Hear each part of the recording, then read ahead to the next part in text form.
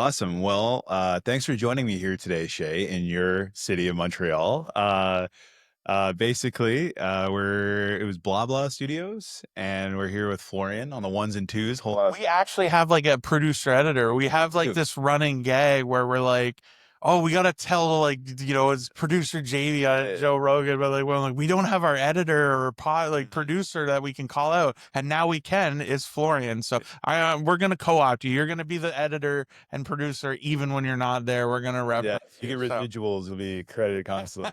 yeah, But exactly. yeah, so this was a journey to get here. This started as our big Mission Impossible weekend. We had our big episode. We booked the studio for this. And then the selfish guy that I am, co-opted this to turn it into the Final Destination franchise extravaganza. Because yeah, it's a nostalgic franchise. I have a soft place for it in my heart, as we'll find out.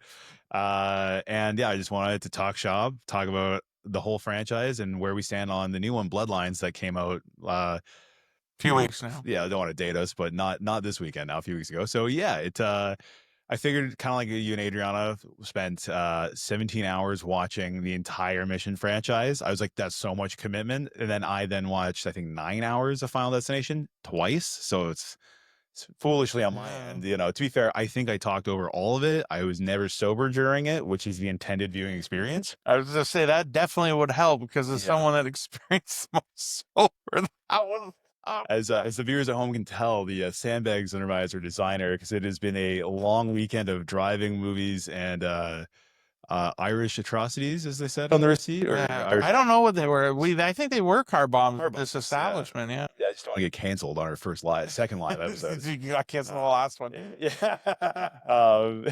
Yeah, it's funny. As we'll get to, I definitely think in the Final Destination franchises, there's archetypes and stuff like that. And I'm like, oh no, I can't be the flaming racist in the fourth entry, Like, Yeah. but yeah, Get to that one. I figure we'll get into it. We won't say our rankings outright, kind of treat it like the mission breakdown. But let's just kind of go move by movie. And yeah, let's start off. So Final Destination, what's your relationship to the franchise? How did you it's like, did you watch So the only thing I like specifically remembered was the like obviously the log one from the second movie, but the only like real movie specific that I remember I actually had was the DVD of three.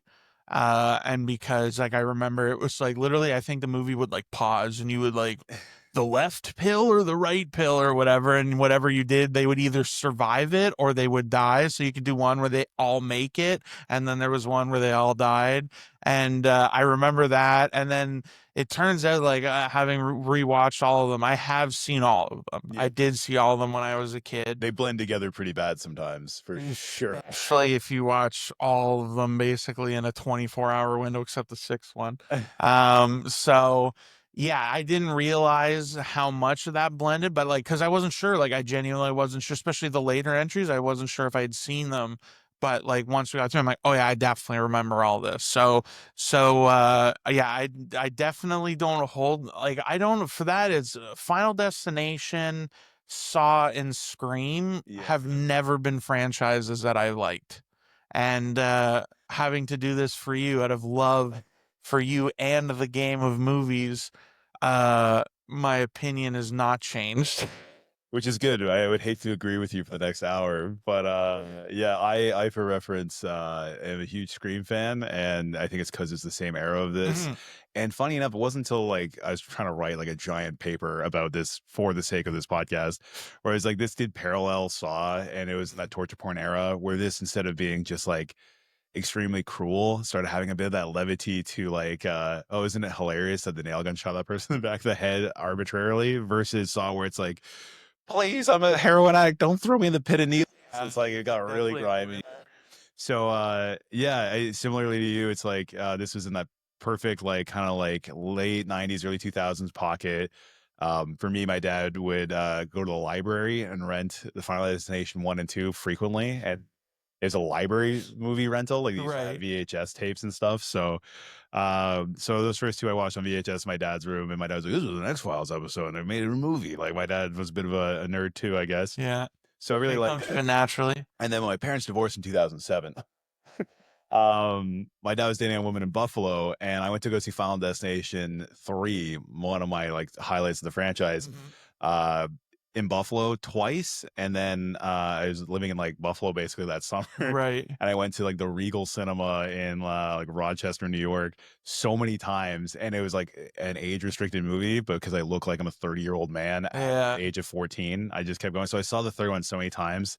I loved it. And even as we are watching it, all my criticisms were like, oh, I think thematically, they need this and that. The third one comes up. I'm like, dude, look, two chicks in a tanning bed, naked, burning alive. Doesn't get better than this.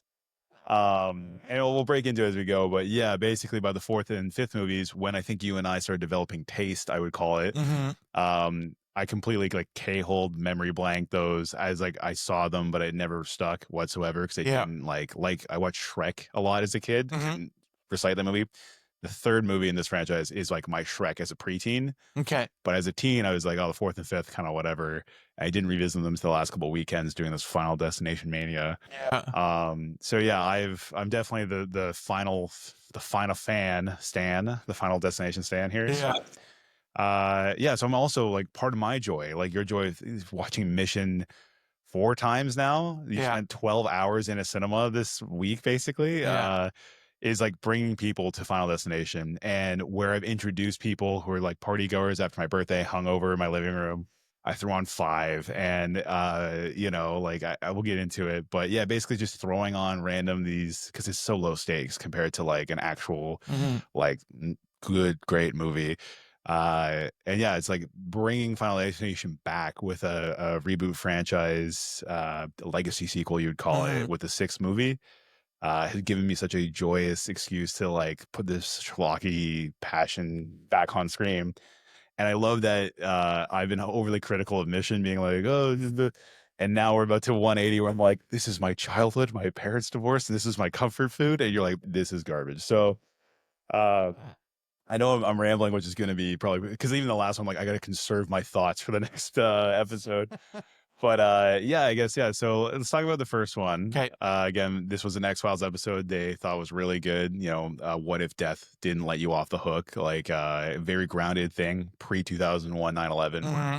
a plane crashes and it's a freak act and people think it's terrorism. And yeah, I think this movie, when watching this franchise backwards, this Hmm. movie is very somber and it does take some moments to like treat it like a crime thriller at the start, where it's like, did this kid blow up a plane? And I Hmm. partially think like audiences back then maybe would have seen this and expect there to be a plot twist. Where it's like, oh, I did plant the bomb. I am a school shooter kind of guy. Right. Don't get demonetized like we're making money, but I think we got shadow banned for Sinners because of Yeah. Don't say it. Don't yeah. say it. We don't need it now. All eight followers were like, what do you mean they got shadow banned? So yeah, so I think the first one was a fresh breath of air because it was so much more serious and stale, but it is definitely one of the more stale entries because they were establishing it. There's like a lower body count. It's a Mhm. little bit more like a teen drama. A lot of these feel like a teen drama, which we'll come to talk about. But what do you think on the first movie? Where'd you rank it? And Well, yeah, so I like again watched all of them when I was young, but for the purposes of this conversation, I saw six in theaters and then went back and watched all of them. So this was the second one I watched you went in six in to our one order. Yeah. in the last couple of weeks. And woof. I remember coming out of six being like, I don't know that they could execute better, but I'm curious to see how they Where it came executed in from. the past. Yeah. And woof, yeah. I think like as a concept, it's like an interesting bit. Like it, and Yeah. I understand and I do agree that like I understand like how this was bred out of a TV show like idea for X-Files. Like that makes sense because I think it is an interesting concept. Is it an interesting concept spread out over six movies? We'll get into that. But even for this one, I think this was not to relitigate all of our previous conversations about this and the monkey and everything Oh, else, but the first part of this one I felt is the worst one in terms of execution of the things that you seem to like, and that I think made the sixth one a lot more interesting. Like the death concept in this one is a little it's not as laid out. Yeah. It's random at a lot of points. Like it's just like people running, and then all of a sudden this happens, and then all of a sudden this happens, and now this thing happens, and none of it's like all like some of it's more set up. They have a couple bits, but I'll like the big one. I don't know if we want to get into spoilers or whatever, but Yeah, spoiler. It's been 20. I have no excuse. But like the car one, like the I think that was the end or right near the end when it's her and him. Like he ran through the woods and she's like in her house and it like now and then gets in the car, but then there's like an electric wire is Oh, touching the the car. finale. Yeah. Yeah. That was All of that, like it felt so overwhelming, like in almost a comedic way, honestly, in the sense of like how many like elaborate ways like the death is trying to get them. And that is like fine and fun enough for what it was. But like, I think my biggest issue was just like, the I don't know what the budget of the movie was, and like from a practical side, like the plane thing even at the beginning was good, but like the actors, the actors. wow, like that to me was the like biggest issue. Was I'm like I don't even not even like I don't you need if you're gonna have all these characters, I need someone to either like or hate or feel anything about. Yeah. And I Thematically, and this is a funny bit, like I don't want to spoil it soon on, but when Shea and I have been passionately arguing like why this is actually an underrated franchise, why the monkey is just like not as hard hitting, all these things. Shea like crippled me being like, can you name a character from I think it was like the first movie? it's any of them. And then I would like realize I can't remember any of them other than like the foreman because his name like anyway. So to that point, we talk about the characters, which is often the weak part, and even the movie posters for this, I think, Mhm. realize this because they start off very like teen drama where it's like six like white kids staring off at the medium distance Yeah. AI generated image, being like wondering, waiting, what's going to happen with a Was it the second one with the legless like dirt face or what? A bit too. second Like someone didn't do that one. the CGI or I gotta stop talking like the movie guy, but like they Photoshop all the faces, they Yeah. superimpose them over each other.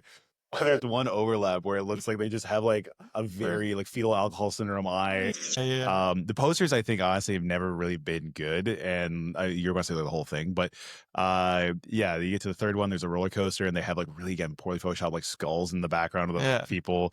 And then eventually they just realize, let's just throw a big skull. It's death. Yeah. And that's where it figures it out. But yeah, the characters are never that good. And I think the first one, they played it really safe. Like Stifler is like, there's archetypes. The character of Stifler in this movie is the closest where you really get to like the guy friend or the sex pest.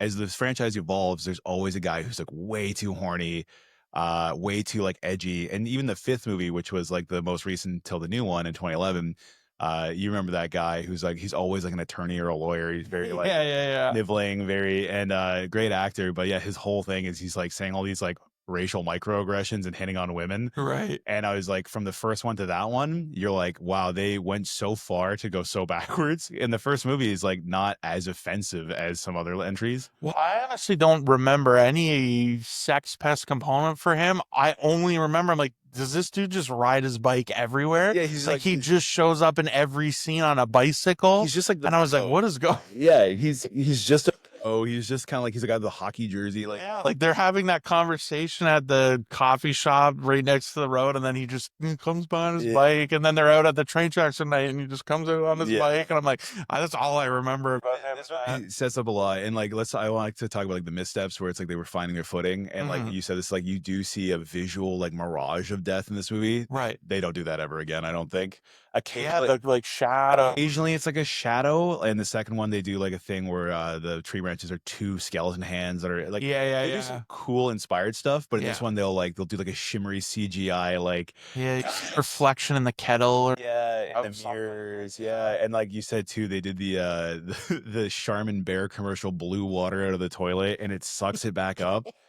Yeah, that was I think the only time they cleaned up after itself, which I definitely did not like. I don't think they needed to do it, but they're really trying to force that teen drama of like your friend killed himself. He can live with the guilt. At the funeral, he said we were going to hang out after you got better, like which I thought was a funny term. Like once your dad's done grieving, I guess I don't know. So, yeah, first movie, it's like a much more straightforward tone, and that definitely gets loosened up, but it sets up a lot of stuff.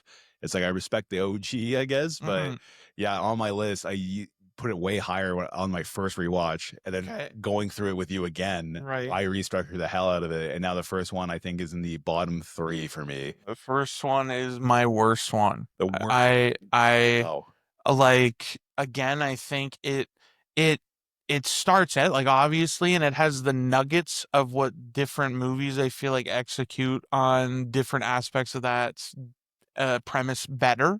yeah. But this one just, to me, like, it lacked any of the, like, it kicks off the trademarks, but it feels the least fleshed out in any of the regards. Yeah. So, like, for all the faults of the other movies in their different states, I just feel like there was things that I liked about those movies where, like, this genuinely, Yeah. I didn't care about the kills, I didn't care about the vision, It's a I mediocre. didn't like any of it. And, like, again, it's the launching pad though, like, so it gets some credit for that. But yeah, like, just for me, and again, maybe it was especially coming off of Six, which, like, again, What's really I liked more, to go from that, which has had 15 years of a break from the fifth one, to really digest and understand why these movies can be good.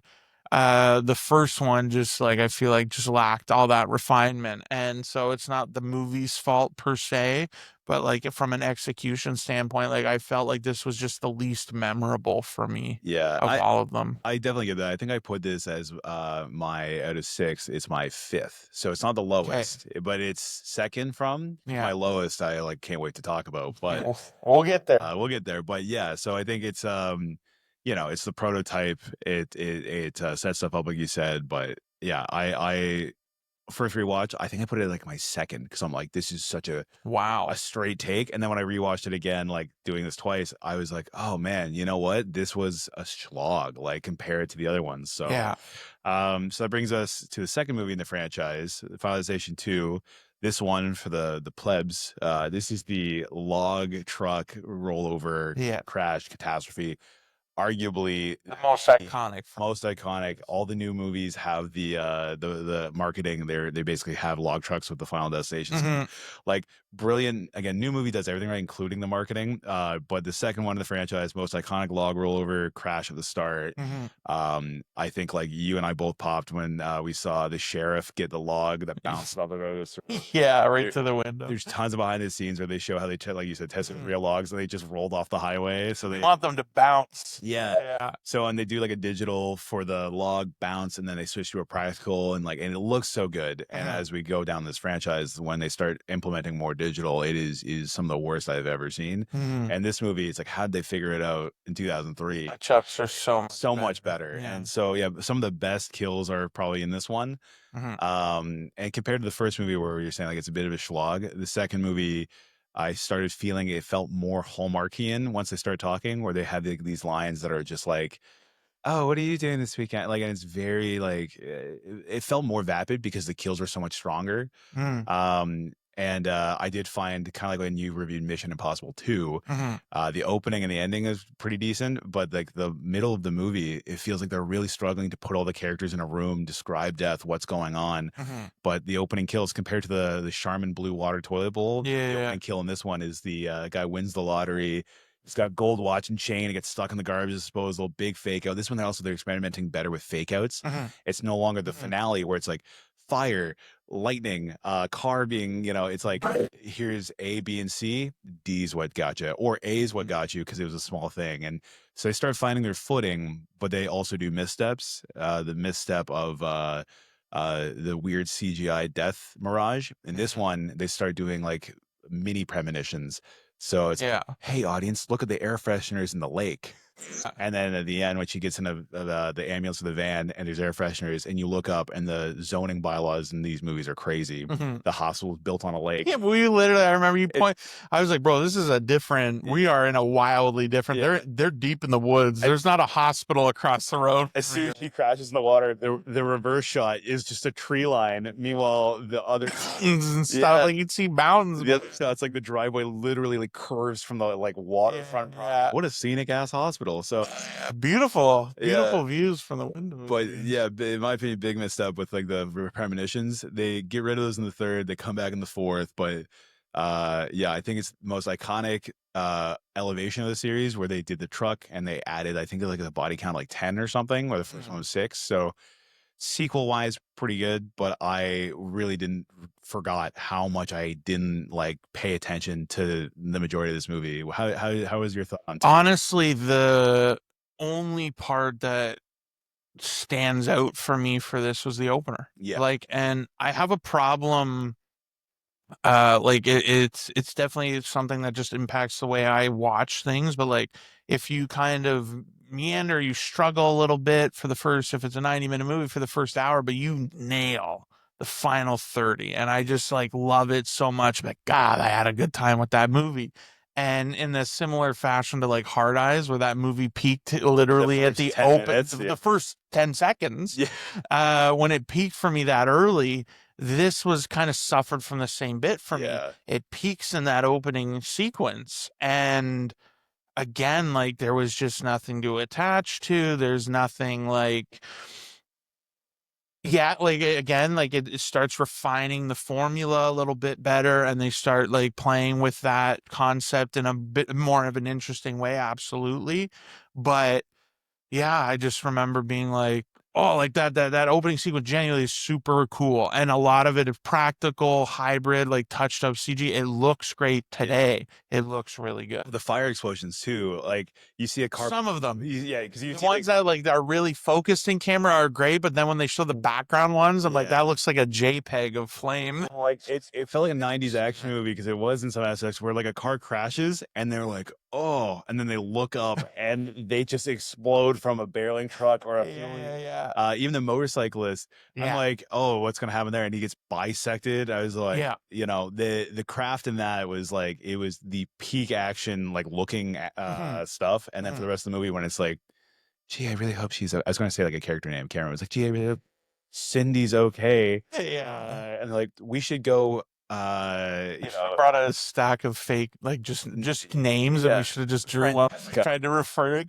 I do think the third movie has a Jessica or an Amber. I think there's a few the Kimberly, Amber. They're all like just like white girl names. Yeah. I remember one character name, but that's for the end of the show. Yeah. So yeah, so second one, I think I rank that one as it's above the first, so I think I put that one as my fourth on my list. Yeah, mine, I think I had it as my fifth. Yeah, Yeah. I gave it a slight edge over, Above slight edge over one we're for both sure. kind of we're like a little askew, but we're both like We're first one. close. We're in the ballpark. There's not been a big divide. I think um my kind of last bit with this one was that it yeah, like it just you talked about like, and I know this will be a theme as we go to, but I want to flag it now because this is the first time this becomes to me problematic in again consuming these all, even if it's sequential, is that we talked a lot in our last episode about like the constant dialogue and like the explanation, exposition to like here's what we're going to be doing and whatever.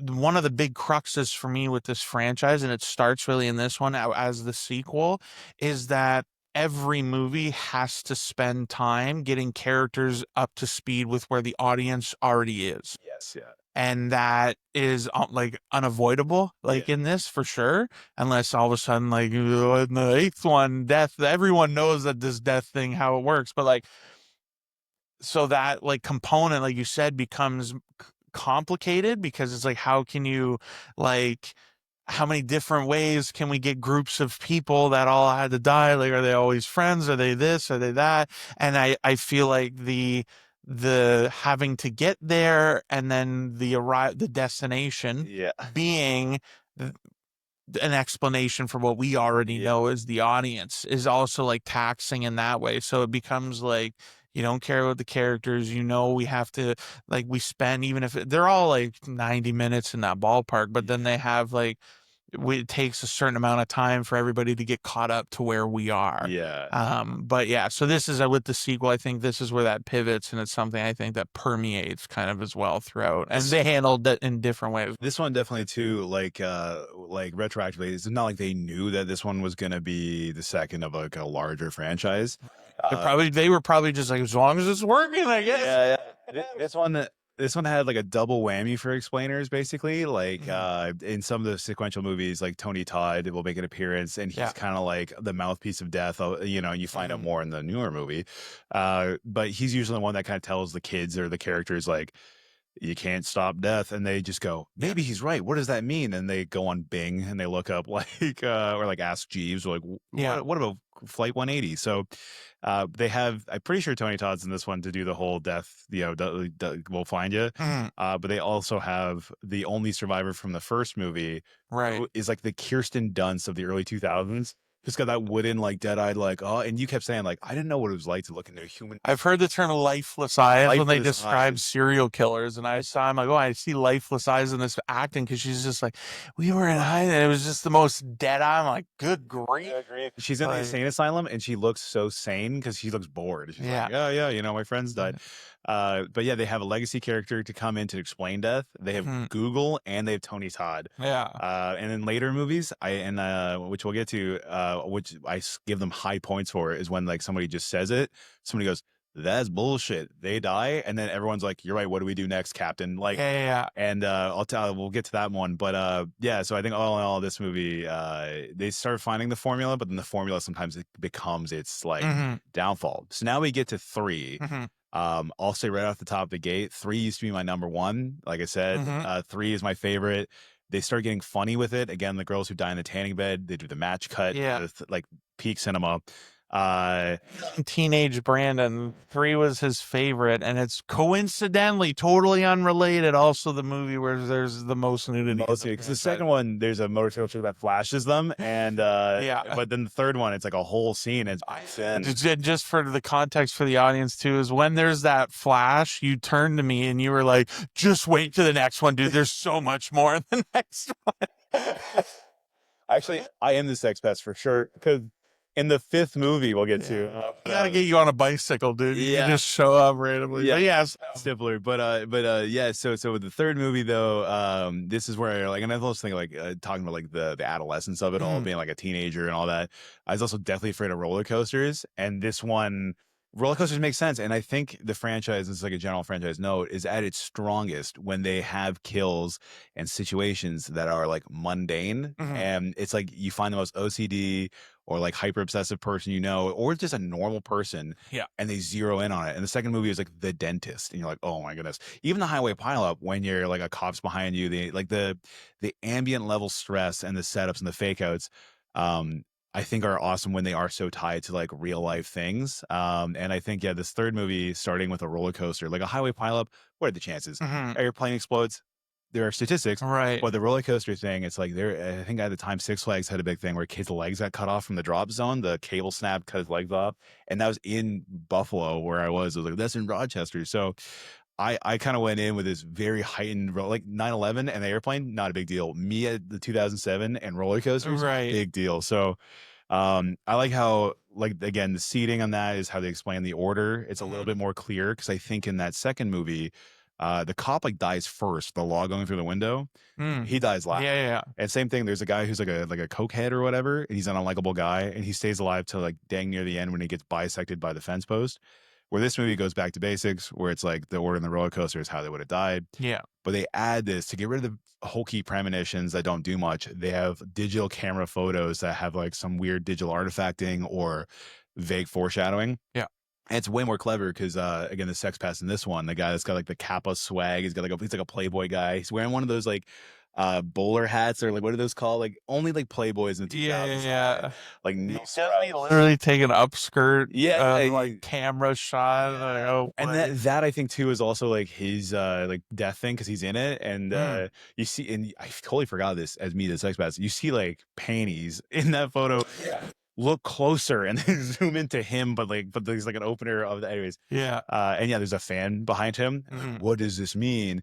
And I appreciate this because it actually doesn't mean anything until he dies. Whereas the Yeah. fan of a motor that goes to the back of his head, Yeah. and I was like, oh, cool. Like, so it's a little arbitrary, but at least it's like they do, where the other movies, especially the North one, they just show you all the 3D assets, Yeah. and then you see them with now backgrounds on them. Like, it's like they just play like a green screen ball and chain, and Yeah. then you see it. So I just, third one, I think peaks. I think setup, and again, we'll get to this in the fourth one too, but when the survivors have zero reason to see each other other Mhm. than like contrivances, Mhm. it does weigh down that explanation where, but when it's high schoolers grieving at a funeral, which is the first third, and then the fifth one's a work retreat, Mhm. uh, it at least gives you that one moment where they all get back together and you can have the moment where like, dude, this affected me more, or this did, Yeah. you're the crazy guy, you ruined my life. Where the other ones, everyone's just kind of like angry and confused. And when they meet up, it's like, what are you doing here? What? Oh, like it just kind of, because the writer told them to. Yeah. So this one I think is significantly stronger than the third. It's way hornier in the best ways. Um, the characters in the end, it also starts having this thing where you have a boyfriend survivor, like where the Mm. girlfriend of the love interest dies, and now he's the maniac in the end of the movie, trying to be like, "Come on, Death, come on, man!" Yeah. And he's an active antagonist as opposed to just the death coming for you. So Yeah. that's something that comes back. But I think that was good. Yeah, like 3 for me was 2 on my list. So definitely I think up Same as there me. for that. I think yeah, like definitely like a little bit more interesting and like I said again playing with that and like introducing like the picture component and like how like it relates to their deaths and all these moments like felt more well Organic. thought out, You thought, right? Like and again like I said just using that conversation because we've talked about this franchise so much before the actual anything with it, but this is where I think like the thought feels a bit more put yeah, in comparatively to the first two. Certainly there's some of that, but like it this just feels like yeah, just more planned out and more kind of structured that way. And I think creates a bit more of that intrigue and makes it a bit more interesting.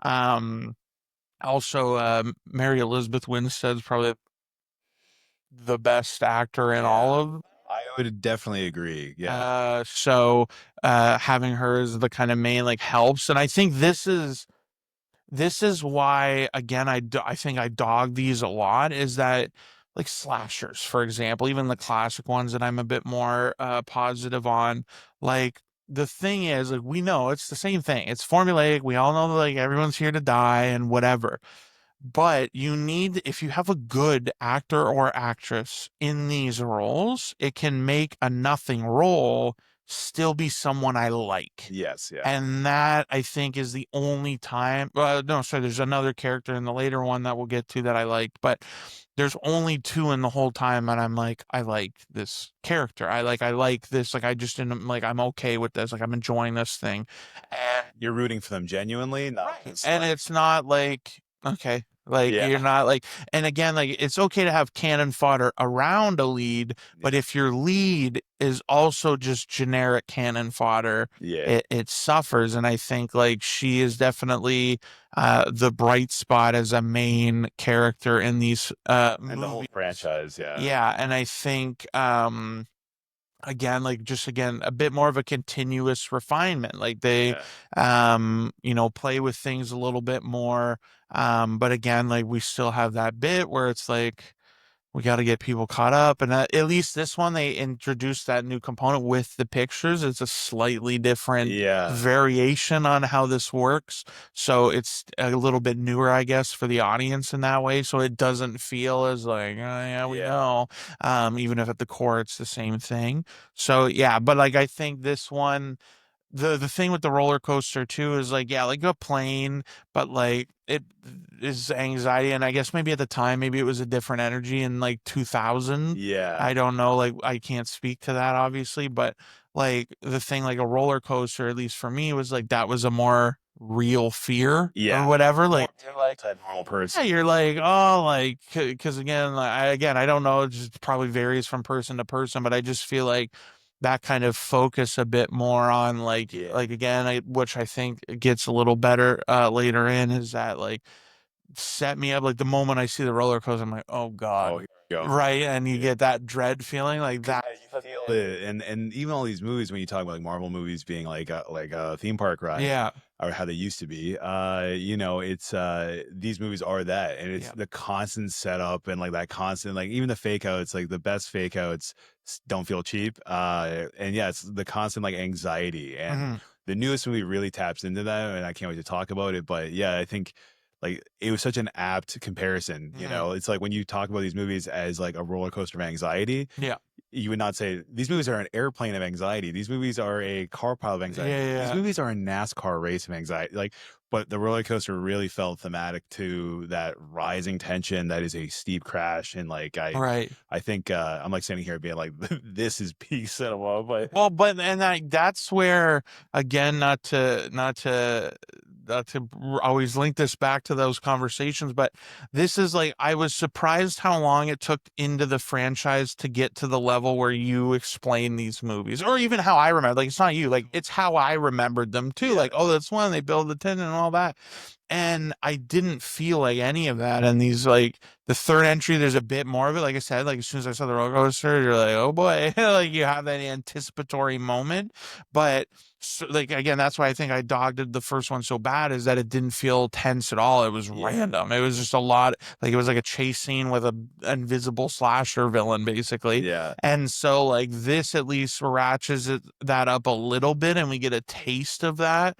But it's actually one of the things I feel like um surprised me the most on the rewatch was like how little tension there was. There's lots more setup, and they get better at the setup part, yeah. but it becomes like, again, and we'll talk on the last one, but it just is something that I'm like, I feel like there could have been a lot more like genuine tension instead of just a moment of like, Yeah. oh shit, and then it all kind of falls apart literally. To, to that note, because I'm sitting here like, oh, I'm just the mullet guy that loves these trashy movies, and I'm saying like, Hey, we all have our thing. Alfred Hitchcock.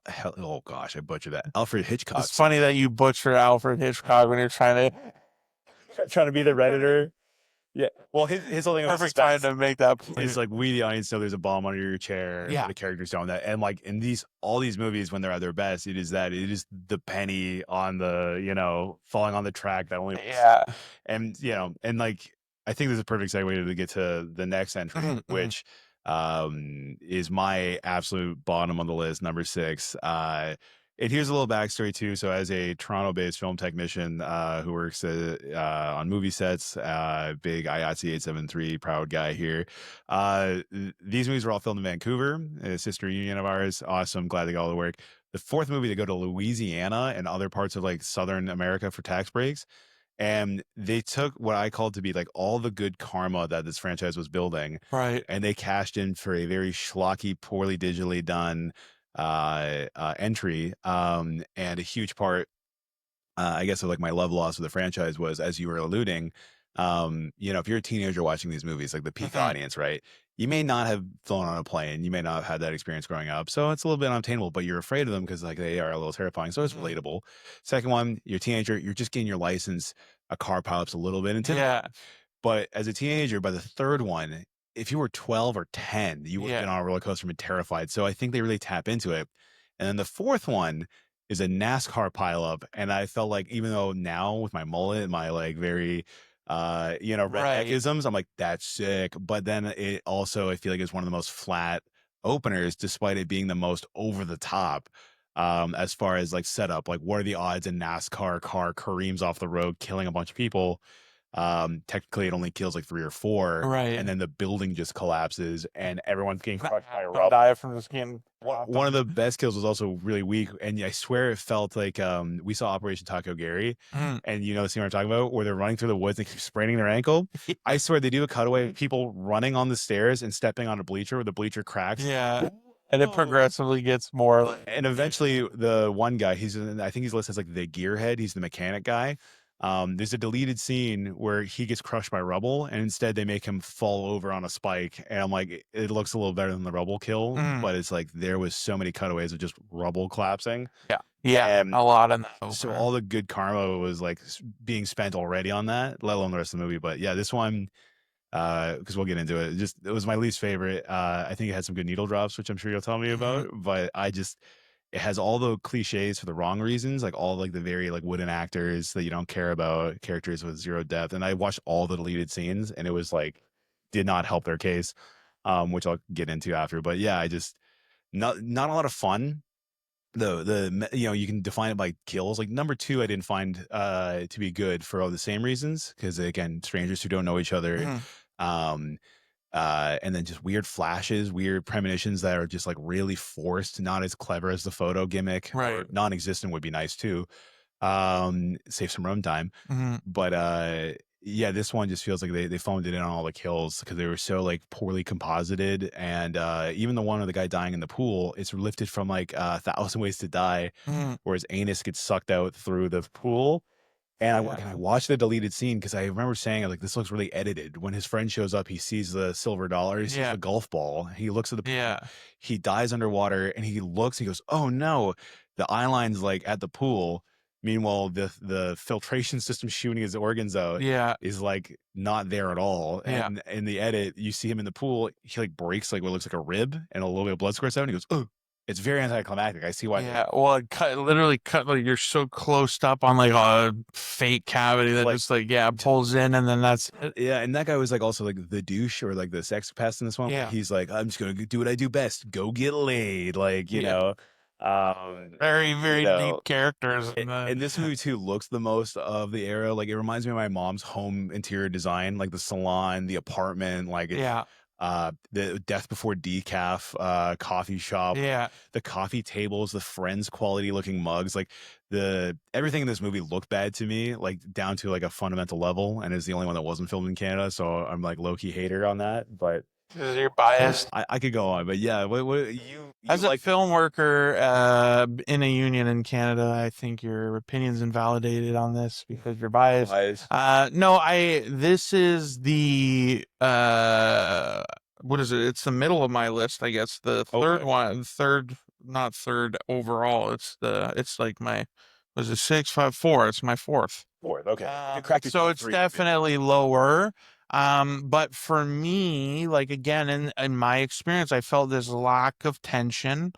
So like the NASCAR race not being like a real practical fear, like Yeah, it's or like a relatable one or an like yeah. obvious one even like okay like I'm more afraid of a stadium collapsing now. right, right, You right. know, yeah. And so like it definitely lacks again like what I think in movie that I like my number one in the franchise, but um I it feels like I guess like a lot of the criticisms you just leveled against this movie are the same ones I have with the other one though. Yeah. And so like I guess from my take there, it didn't like those things didn't derail me more or less in this one. Um and like obviously like again on a like again because it's all like Yeah. the subjectivity of this is like this was the theater one too, right? Oh, And with that like theater character, like we could have been at the movies. I'm like, love that. Like, and that was just very I will literally die to watch this yeah, movie. yeah, and then does. I'm like, I like so there was I think that personal component, like even we were joking about it together. Yeah. I'm like, what was the bit I made? I said like people are like, oh, if I go out having sex and I die, that's the way I want to go. I'm like, no, for me it would I'd blow up in a real explosion in a theater during a mission movie. That would have been fine. Check your phone today. No. A movie theater collapsed. Oh yeah. A Final Destination Kevin sent me show, that last dude. night. Too. That was like 4 hours. If that happened to you, dude, you I- would be never like you would be like you've been so obsessed with this for the last 3 weeks. I talked about this too when I bought like 6 tickets on opening day. And I was like, this is a setup. It's like who sat in what seat, and it would have been a collapse because like or a Yeah. explosion.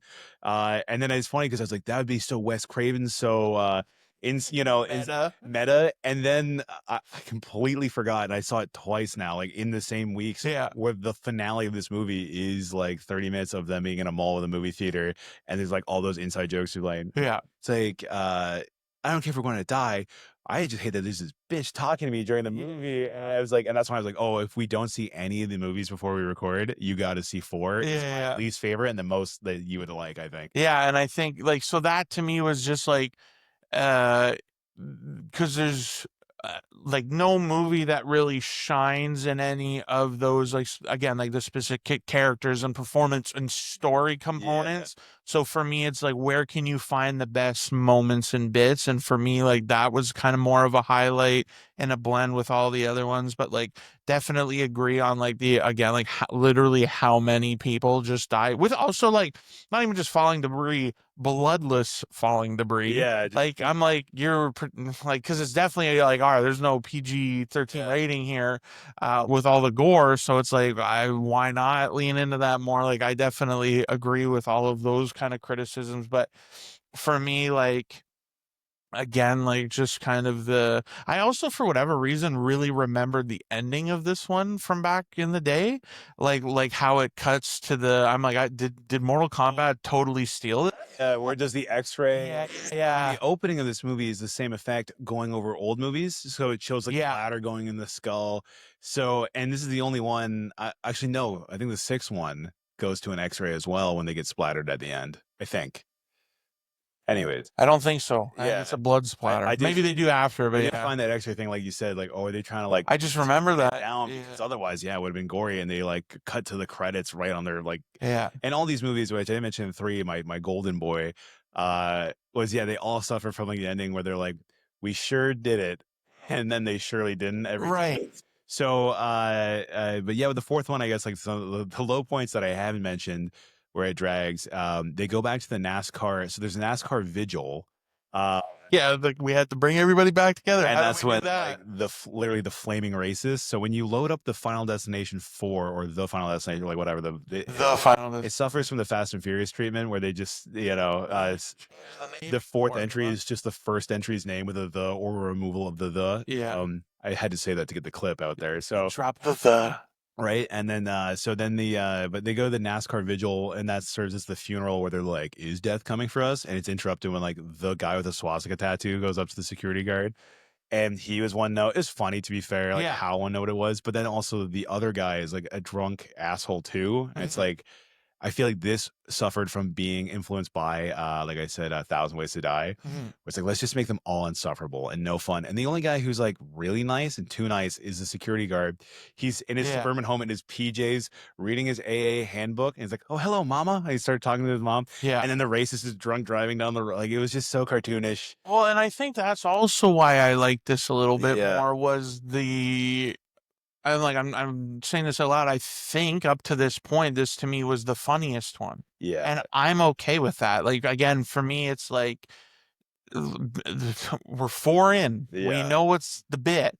And so like the seriousness, we've talked about this in all these other movies, like even it's seriousness, like not that they play it too seriously, but they play it like we're normal people that this is Yeah. happening to, like we would be reacting in a similar way. I understand why. But four in, I was okay with the like how that racist guy dies is hilarious. Yeah. And then this is also the scene where the guy is like, I've been trying to kill myself all day. Yeah. I want to come back to that because And that was like hilarious. And I'm like, okay, you're playing with this more, like you're more aware, and okay, you're not dialing up the tension, but I'm okay with that if you're going this direction. Again, like spread it over for me. It doesn't have to be all of it. yeah. But that difference just I feel made it a bit more enjoyable. So I do agree to that extent, but I do find with this movie, this one becomes so bad it's good to a degree. Yeah. Where the other ones, I feel like it felt a little bit more sincere when they would like have these like really corned up moments, hammed up moments.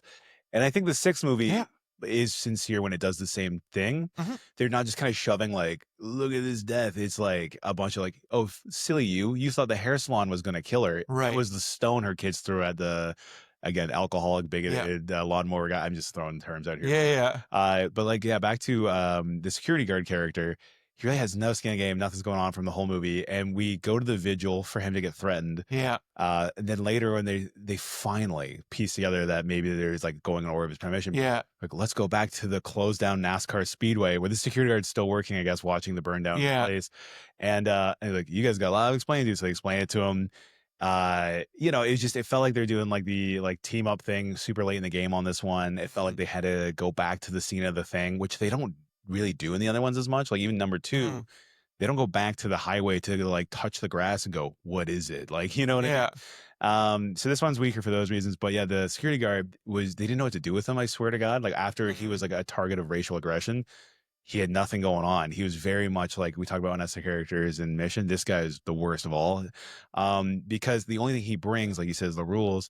Uh, it shows him being a struggling alcoholic with like, well, it looks like, I swear it's probably like a glass of red wine. I think it's supposed to be like a whiskey or something, but Yeah. the lighting or the propping, like Yeah, it was not, definitely a whiskey. Wow. but I had somebody else say like, is he like staring at that red wine like a soccer mom who's about to relapse? And then he doesn't. Yeah. And then the character's walking on him, hanging himself, Mhm. unaliving himself, and he's like, guys, look, I'm fine. Like I can't die. We beat the curse. And there's deleted scenes where it shows him talking about trying to do it all day. Yeah. And it's really funny, honestly. And then eventually, like, if you've really beaten it, you can't trust a rope. You can't trust a gun. In the second movie, yeah, one of the characters pulls out a revolver, and Yeah. every one of them, Yeah. and then he fire, and it does. Yeah. So they've introduced the unaliving aspect Yeah. before, which I like you and I have a really good bit on for the seventh movie, Yeah. which I don't want to spoil yet. But we got to power through. So he goes to cut himself with a blade, and the blade breaks, and Yeah. we're like, we beat the curse, we can't die. Right. And it's super corny. And then the other thing that I hate with this movie too is it does it was all a dream premonition at the end. Yeah. And like most of these premonitions, they're set up pretty well, but that one premonition at the end, Like the big the end premonition in the fourth movie, because you remember, so he, like with the theater when he's with the security guard going into the mall. Yeah. So that whole ending happens basically, and then you're like, nope, so it wasn't. The frustrating part with that being the premonition, there's so much setup and tension where it's like we're seeing death like set fire to stuff. We're Yeah. seeing him run theater to theater. He's not witnessing the atrocity happen yet. Yeah. It's like we, the audience, are being sat through off-screen stuff. Mhm. And so when it rewinds to him all the way back on the street, also doesn't save his friend either that died. Like he could have saved, he's right beside him. You know what I mean? Well, it happens like wildly quick because he comes back like that's so Raven. It is as cut, and they're like, he's a wit, and then instantly gets mocked by the. But that was my thing. It was like the premonitions are usually action packed, and this one it's like 20 minutes of setup for some calamity. Yeah. And then when it cuts back and like it was all a dream, and he like goes to redo it all and do the right thing. Yeah.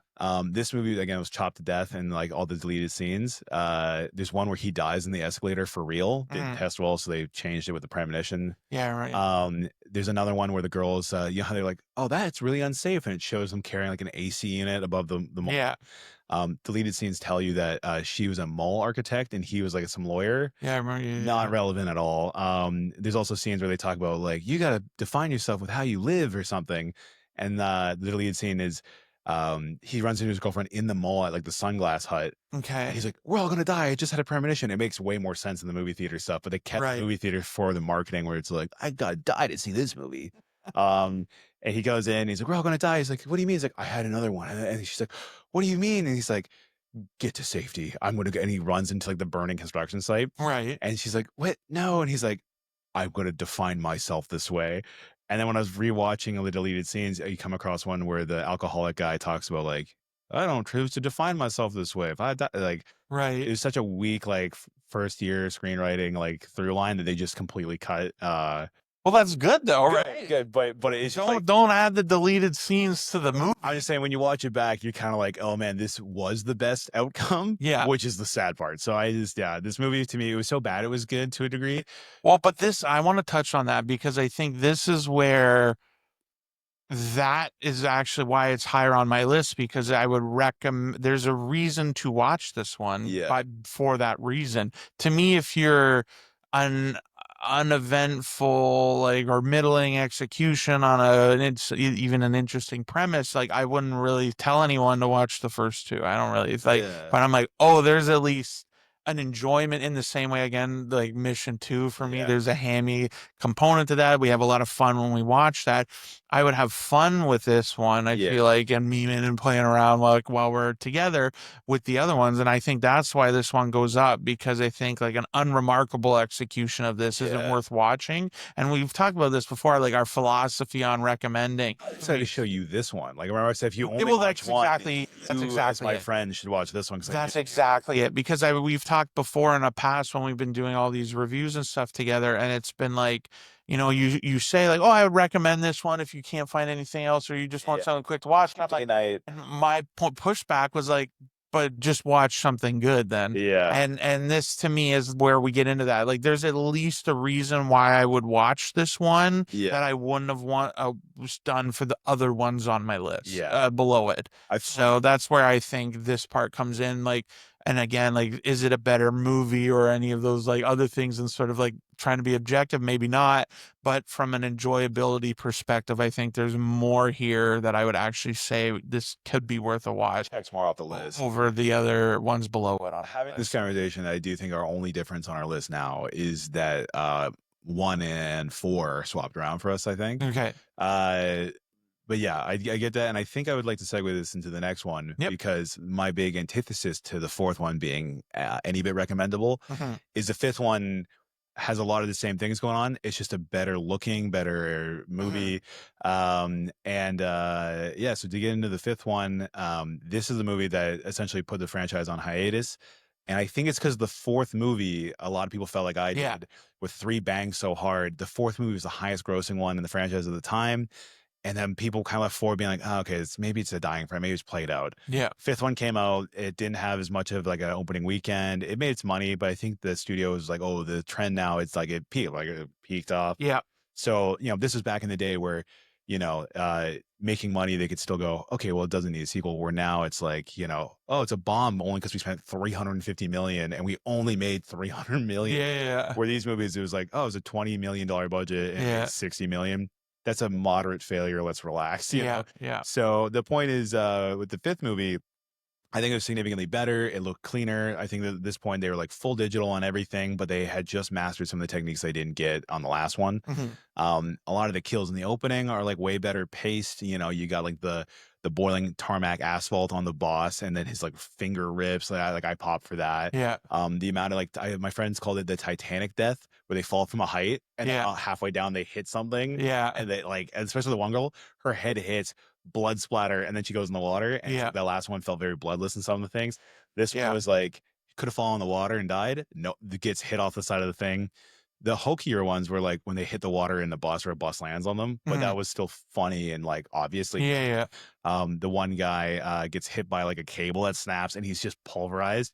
It had the same feeling as the tire kill in the last one, Yeah. where it hit and pulverized her, and everyone loved that part. That's Yeah. the most, So I think the fifth one just does what the fourth one did, but it looks cleaner. They have again the bald boss guy. He's a comedy Yeah. actor. Faulkner or whatever. Yeah, he's in a lot. Actor. There's the like kind of antagonistic friend who's like people according to Google when you type in Final Destination 5, it's like was Final Destination 5 and like featuring Tom Cruise because he looks like Yeah. as like you said, like if AI had to spit Tom Cruise out. He watched Risky Business and was like, "This is my personality." It had like the whole thing, like very intenseness and like the stubble by the end. Like Yeah. so I think like that guy is actually doing a lot more for like the movie as far as like acting goes. Because Mhm. even the main characters in this, like a lot of these, are so generically bland and like I want to be a chef. Like I fully would admit. And my favorite thing, and this is what's gonna really about me being the sex pest. This one has the ultimate sex pest racist roll into one where he's like, Yeah. he's talking to the masseuse and like they're like I forget what it was, but he basically just keeps calling them Chinese and it was Yeah. Well, he goes into an actual, like a genuine physical therapy massage He's like, parlor, and he's like, "Yeah, do you know why I'm really here?" yeah. Which also, by the way, he's there because he stole a coupon for A it from dead his person. dead coworker's desk. Yeah. So, like, if you needed more reasons to dislike this guy, they give them to you. And again, it's like when I talk about the fourth versus fifth movie, it's Yeah. like I think like, oh, the racist guy who's drunk driving, who's like clearly a bad guy. Yeah. And then there's this guy, he was like relatably bad. Like, you have that coworker that's like sniveling, you have that friend who, especially in the era that this was, where Right. they're like trying to get chicks numbers and stuff. Like this was like, again, you take that player from the third movie Mhm. who was like the Neil Strauss type, like social dynamics, like ladies man. Yeah. And he's the the more 2011 version of that guy, even though technically the movie takes place in 2001 or 2000. Spoiler. dude. But yeah, it's like he definitely fits that archetype better. He's definitely like the borderline HRable guy or the HRable guy. He's not an outright like Nazi, but Mhm. he is a like despicable guy that every company has, Yeah. So, and like I like that. So it's more relatable in that sense. But what I was against Sex Pass wise was in the fifth movie, we're like, oh, these are like some really like corny actors, and like Mhm. they also like look ugly for 2011. And like, yeah, like no, typically like, yeah, some of the female leads have been like distractingly hot, and then as you said, like, yeah, there's like not like smoke show women in this. And it was like the introduction point for the laser eye surgery girl to Right. come out, the rock star. And she's like, if you want to lose that baby fat, you should try gymnastics. She's like, they're called tits, honey. I was like, this is the point where I was like, this is peaking again. This is getting my dopamine receptors going. So the fifth movie for me, it just like it did everything right, Mhm. and also the pacing's way better. Once Tony Todd shows up to put a body in the ambulance, he just says to the remaining like 4 or 5 people, like, "There's no order to this." He gives them, and they just kind of take it at gospel for that point, to the point Mhm. where it radicalizes, knock off Tom Cruise. Yeah. It makes the foreman guy, uh, he accidentally kills his coworker, which Right. gets him off the hook, and also the way it ends, where it's like the plain tire. So that dude had a brain hemorrhage. He could have died any day. Yeah, yeah, yeah. What? What? So, and the ending Which I also, actually hated that part that of that part is ending bad. so badly. And the ending too, like when they tie it back in, like for like what was supposed to be the final destination. I'm like, that's better than just at a coffee shop and then they hear like dust in the wind and they get hit by a car. That to me was like a little bit more like unique. And if you look back at like some of maybe the picture cars or like the phones, like I guess they were trying not to like show their hand. Mhm. So yeah, I think the fifth one, I used to think, oh, that was just garbage like the fourth. Mhm. And watching it back, it's my third. I think it's the top 3. Is on my list. Yeah. You call it the top 3. I consider them the bottom 5. The no, I think yeah, like there was a lot more, like I think just in terms of those aspects, and again like the bridge thing, like you're like, well, these big long bridge stretching a long way. Racial violation. Yes, yeah, you're It's like, a bit of a what? stretch. You don't like those, like again, there's the nervous energy. It doesn't even have to be, because I think all they need to do with these movies, and I think the next one we'll talk about does well, is that like they don't need to give you a reason Yeah. why. And this is the movie where I actually, like, part of the reason I didn't like it as much too was that like I feel like the setups, like I really think I hurt this by watching 6 first, Yeah. because I think after 15 years and 5 movies they can pick and choose what is better.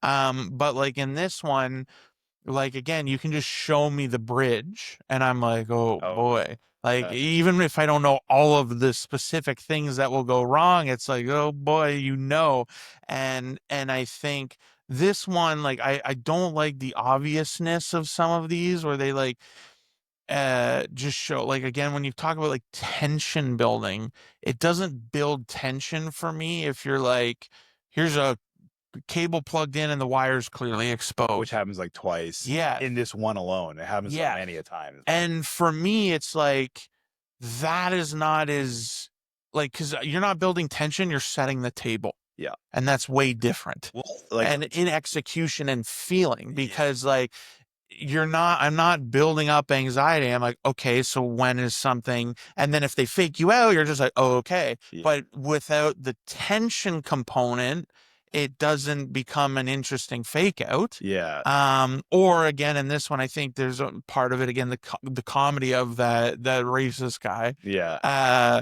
That layout was funny because you take the despicable character, you make that more humorous as a, like, to get rid of him. Yeah. And so like it literally, how that me and Ty both laughed, like it was a funnier component. So if you're not going to have the tension, having the humor is good. But I feel like, again, just this is where I was like, okay, I misremembered the significance of the tension parts of these movies, Yeah. because they're too obvious in the telegraphing in some of these components that, like I said, feel more like table setting than tension building. The one that makes I sense. think like either makes or breaks my agreement with your argument is the opening kill in the fifth movie. It's the gymnastic one. It does so much setup where it shows the loose nail, the condensation, and like she kind of puts a towel on the condensation. The wire was Right. irrelevant. The nail that's on the board, you're like, oh, she's gonna hit it. And I'm watching that with a bunch of people who had never seen Final Destination. Right. They were like, I'm being edged for 5 minutes at a time, waiting for her to step on the nail. And then in the end, it was her gymnast friend who hits the nail, who knocks her the face. So it became a little bit like. But see, the nail, what I'm pushing is the nail is actually the only tense part of that. Tense part, yeah. And the sixth movie, like when you get there and the trailers and marketing show this, the scene where the broken glass is in the And again, Yeah. it's the same quality of fake out too, as we'll discuss. Like they focus on it so much, Yeah. and you are like edging the whole time. And then in the end, it's like one third the mechanism that leads to the death. Mhm, It's not mhm. the whole thing. Yeah. And that's what I love. And I think this movie kind of honed in on that. And then immediately, like the second or third kills the laser eye surgery. Again, a relatable thing. I had laser eye surgery. I didn't do it for 5 years after she again Yeah, saw this yeah, movie. They laser her eye against a little like obviously this is like the suspense. They laser her eye, she's all messed up. But then in the end, she like trips on the teddy bear eye that wasn't even like that big a deal, not very set up, and yeah. she falls barely even 4.5 stories, hits a car, and then her eyeball gets run over. It's fun, schlocky. But to me, I remember getting so mad at that one because it preyed on such a real fear of the laser eye Right. surgery, which I lived through. Just to be like, help me, it falls out of a window. And I was like, this is an all time low. Then when I rewatched the franchise, I was like, the hair salon in number 4 was my all time low where the rock Right. just gets her through the eye. So, anyways, yeah, I think the fifth movie is consistently higher. And again, like setting the tone of that movie with the first kill being the gymnastics stunt and Mhm. the that was what I thought of the franchise. And when I talk about the monkey, I guess that's a perfect example where it's like I really love like the way they edge the misdirect, and it's like significantly yeah, it's more engaging for the audience. There's no it's still a bit random, but they do. Well, like this, yeah, I think there's because there's, I guess, three categories. There's the tension components, there's just the random components in a lot of the earlier ones, and then there's the table setting. And I think, like I said, to me, that the fact that the gymnastics kills the earlier one as Yeah. well is another thing that I feel like interrupts my flow a bit in terms of the enjoyment is like kind of building even while you're watching because again, like all of those things, like a lot of them become factors, some of them aren't if we're sticking to that gymnastics kill, but it's literally only the moment. So like Yeah. there's parts of that with tension, but a lot of the other kills, there's not that tension. There's even the thing like the LASIK one, Yeah. or well, do they actually? They don't call it LASIK. No, They it just say says yeah, 'cause yeah, yeah. LASIK's like we're not putting our name on that.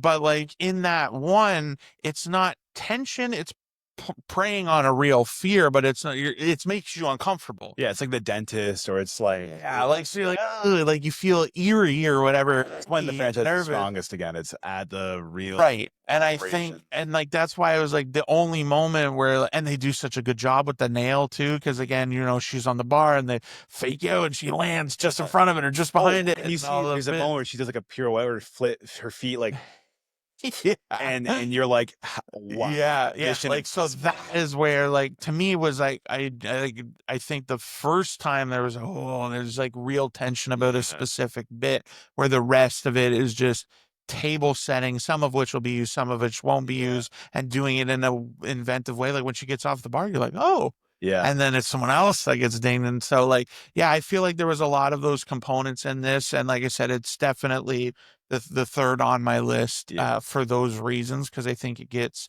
a bit more on that level. But at the same time, too, like the 15-year gap now between this one and the Yeah. next one, like, I'll let you lead the transition, but just like I think this was very much needed Yes. Yeah. because it like it over the course of five movies, they were they did tighten bolts was to keep Yeah. with the theme of the movies, but they do a little like kind of fixing around the edges, but more or less they're the same. And when you think that five movies in like 11 years, Yeah. Yeah. that's not Yeah. an insignificant amount, and I feel like just general audience fatigue on the concept Well, and to add to does that it. too, like Saw has had more movies in the same window. Like Mhm. I think the break has helped it stand better out, especially now that they've like gone back to the Mhm. well. But yeah, I guess to segue to finish our last like 20 minutes here or less, I wanted to say let's just glaze both of our number ones. Final Boys. Destination 6, Bloodlines. Yeah, this movie, even to what you were saying, because you saw this first in your adulthood rewatch of all this, and it kind Mhm. of ruined the rest for you. Yeah. And I got to say, yeah, I think watching this one, it does give you explanations for things. It does kind of give a little bit of lore on the premonitions. It's not as bad as like the whole midichlorian thing for the Force. it doesn't like, or like, dude, Star Wars is such a well for us shitting on legacy Yeah, sequels. yeah, But yeah, like even like the Han Solo thing, we are like, oh, how did he get his name? It's like Han, and you're traveling solo. You know, yeah, like yeah, yeah, it was never that bad. You know, there's moments in this movie like you and I both absolutely were like, that's the dumbest in the world. But comparatively to the rest of the series, you're like, what a shining example of what this was supposed to be. But new movie's great. It does away with some of the franchise just being strangers or whatever. It's a family. It yeah. explains that death is like OCD and can only go one at a time, and the bloodlines aspect. And they try to hint at this in earlier movies where like giving birth can maybe break the cycle or whatever. But in Twos this and case, twos. Yeah, yeah. it's not as passed down, and a lot of these tragedies, and they hint that like the characters who had the premonitions maybe had relatives tied to a previous premonition that was Mhm. interrupted, and it's just working its way through those lists. It's a little convoluted, and I think you and I like absolutely started falling in love with the potential here now that these rules are so cemented. You know, the unaliving being like, oh, you're invincible if it's not your Mhm. time. Oh, if you take someone's life, you get the remaining years. Yeah. What if you just killed like 10 people, you know? Yeah. When So they look at the baby, right? Like when they're walking by and they're like, which was funny because like I had that thought and I'm like, yeah, oh, yeah, kill baby, get yeah, all his yeah. life, and they look at it and No, no, no, that reminded me of the scene from Always Sunny where they're talking about like the implication, like the yacht. yeah, We're like, yeah, you have a girl on the yacht. Like, they're not going to say no. Like, well, they can. Like, oh, they totally can. But the implication is, and it's like, we can kill a baby. No, what? You know, yeah, I thought they were going to double down on that and be like, I don't want brother to die, and he's just going to snuff this child. yeah, Too dark. But yeah, this movie, I think it's good. Again, it does have the same thing where they have to get everybody on board. In this case, it's a family, and they yeah. also have that like you know, I hate to like A24 this and be like, oh, it's elevated horror, where they're now using this paranoia as like a stand-in for like mental illness or generational trauma. And at first I was kind of rolling my eyes, but I think comparatively, I'm saying individually not amazing, but comparatively to like how they do that in the new Halloween movies, where Laurie Strode was a bad mom with paranoia and her daughters rejected her, and now she Mhm. lives in a compound all rigged up for a final fight. A lot of DNA is transferred to this movie for that, where it is like the same theme and Mhm. the same grandmother archetype to a degree. Um, but this movie again, like we'll talk about, a low point is like the compound looks sick and it's very Vancouver looking with the trees. Yeah. But you're also like, if you were afraid of death, you should be doing what the second movie had, which is a survivor in a white padded room and a red thread conspiracy board. Again, which literally worked. Worked It for it years. didn't happen. Well, it worked forever, as Yeah. seemingly because it didn't. She left. The fact that she's in a house So with it's like any electronics and any like natural it was gas. so baffling. Like, Yeah. well, that was yeah. So I guess like for me, like yes, I agree. This is my number one. Um, and like where I struggle again, like there's a difference in approach on like how we rate things. This is really the only movie that I would be like, if you find the premise of like of the franchise interesting, this is the only one you should bother watching. Yeah. It doubles down on every Yeah, like it's just more refined. Again, the break from time, like they've had more time to like figure out what works, what doesn't. needle drops too. Like, Yeah, and so like for me, that's why this one kind of ends up where it does. But like yeah, yeah, the things that detracted for me, which I didn't real like again, comparatively speaking, I think definitely aren't as bad, but again, still this, and I get it, like this is really an introduction for most people probably that are seeing this movie, that well, are Gen either Z. aware of the concept or haven't seen it, but it is skewed really young, at least in the opening weekend, and I imagine that trend's continued. But it's just those moments of seriousness that like Oh, I did for you. yeah, like I don't, and this is where like tonally I'm conflicted because they they definitely, there's a lot of laughs to be had in this movie, and so when you have that, but at the same time, like you said, these trauma aspects, which I think were mined a bit less in Halloween, for example, or Yeah. at least in the first movie, than they were in this one, where it's like the beef with the sister and the mom and the, Yeah. and I'm like, again, it didn't like, it wasn't too much in the sense that like, oh my God, like I was freaking out about it, but it was just like, oh, and then sometimes they undercut it, but then sometimes they don't. And so it's like there's a like you could refine that, I think, for sure. But like again, like I think this was the closest like one where it was again the expectation, like that opening, Yeah. well, not the opening shot, but like they're on there, they're in an old car, it's like 1960 or whatever, Yeah. and then they get to this tower, Like a sky needle. and you're just like, the moment you see that, you're like, oh boy, like Yeah. that is what this movie executes better than any of them. Somebody who lives in Toronto, Ontario, with the CN Tower, which is Yeah. like the essentially the world's best version of that type of building. Right. I was like, oh yeah, I've done the edge walk. I was like, when you walk on the glass, like, yeah, and it's like I can't believe it took me in the franchise long to be like, oh, that is a relevant thing. And you think of like the Seattle Yeah. Sky Needle, the actual like restaurant or thing that's based off in real life. Like, Yeah.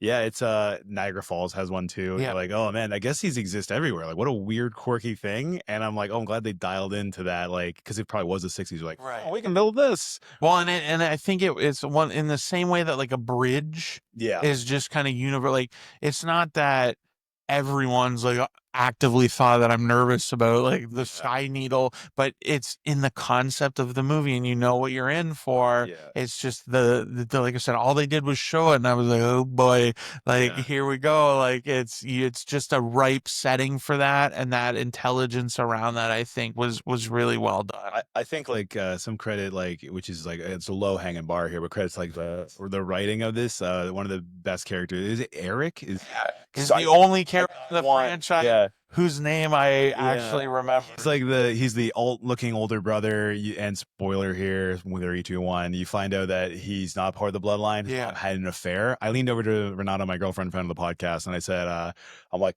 he's adopted because he's like all emo, and then it's like I had an affair, and then I like laugh so hard, and then like with who, like, no, Johnny Wimbledon. Yes, yeah, And he's like, not that Whitey guy. Willoughby, and he's like, not Whitey Willoughby. Yeah, and then it was like the whole theater died at that. Like it had that good like Yeah. balance of like letting the tension off with a good laugh and then bringing it back and self awareness and the casting I think was actually pretty good. They're all like CW actors, which is really funny to me, but like all awesome. I think like we were talking about Captain was serviceable. Other than Arrow, like he was the only character I actually like even kind of like. I liked him a lot actually, but like the gap between him and how I felt about anybody else who in got this thrown in movie the crash was factory. ginormous. Like the second best character was her roommate from the very Who's like, first shut up, scene. yeah. I was like, that's the next best character, and that's all she's in the movie. Yeah, well, yeah, because I was kind of like, because you're talking about like how Disney does get a little bit bogged down. I did like there's like that small mystery where,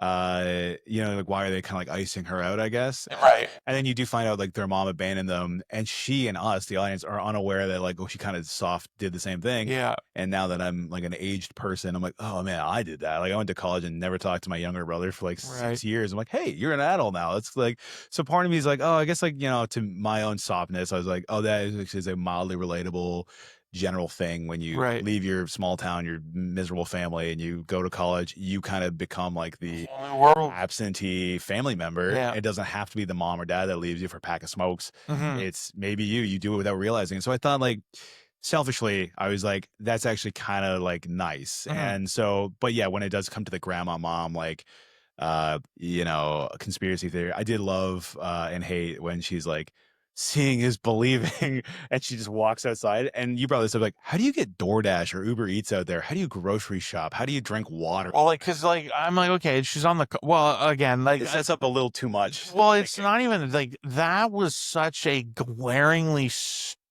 Yeah, like one of the dumbest. Padded room medicated, like would have been more sensible. Oh, like I was dumbfounded at that, because I was like, and this isn't me like overthinking, or you're like you're looking too hard. I'm like, no, the only place we've seen, even if you haven't seen it, the only place that's been demonstrably safe is that padded room at the end of a hallway. Yeah, and where nothing else comes in. Like, stay away from me. Like, they set all that up in the second one.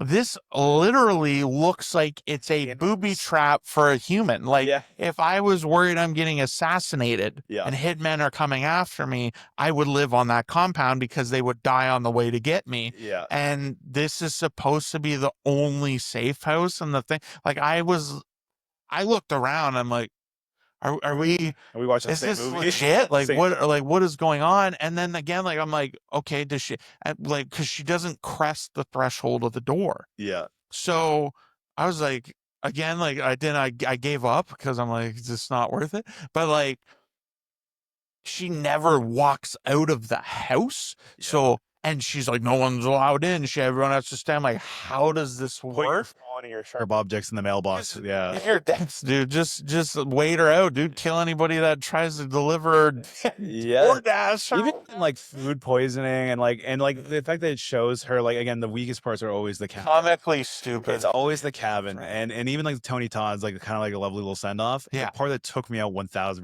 was like was it Iris? I was from with your that's two. I know two characters. He's like because even Tony Todd, I'm like Tony Todd.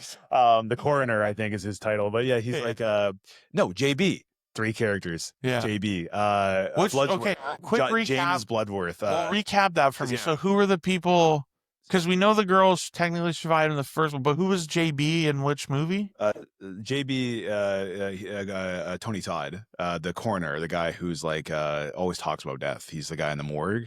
He was J. Oh, dude, I didn't even. Okay, yeah. So in the he was the only one that survived or whatever. yeah. What it said in the So book. in the opening flash back, He was the little kid. He's the little kid, and Yeah. the reason why he hadn't died either is because he was the youngest of. Yeah, he was the last one to die. So him and Iris both also get cancer. I think in real life he died. Like this is his last thing. Yeah. But the thing that ruined his last like little monologue thing there was like, yeah, I helped fortify Iris's cabin with like spikes, and I was like, dude, how? Like how do you go to Home Depot when death is like magnifying glass catching like your plant that's gonna hit your gas stove? Why have a gas stove? Yeah.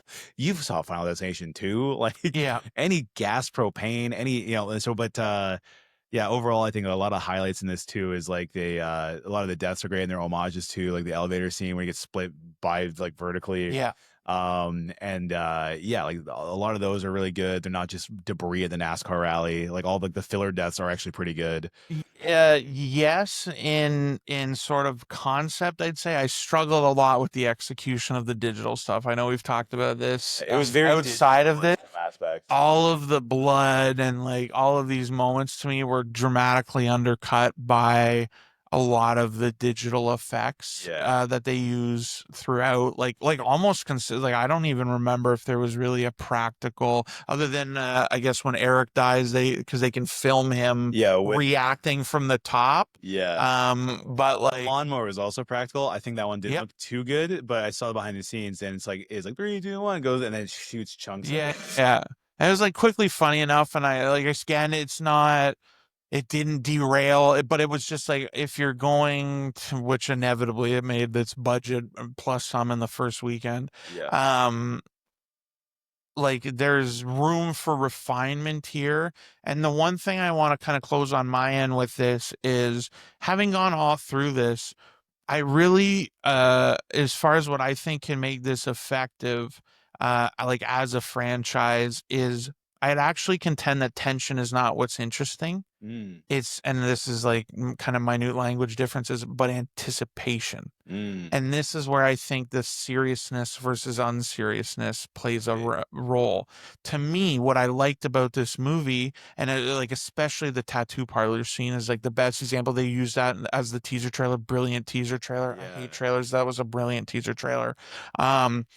I anticipate that. I'm not nervous about it. I'm not going to be nervous at this point, but I'm like, oh no, oh no. And that's not, oh no, dread. It's, oh no, like I'm enjoying the elaborate. And so again, like, I think that's why if you move away from the seriousness and angle this more, like you can do it, they're so close, they're so similar. Yeah, it's almost anticipation and intent is so similar. It's just that instead of dread, I'm feeling it like excited. And building that excitement, and you're still like getting that edging, and it's building and it's building, it's building, and then the pop off of an inevitable kill, however you want to do that.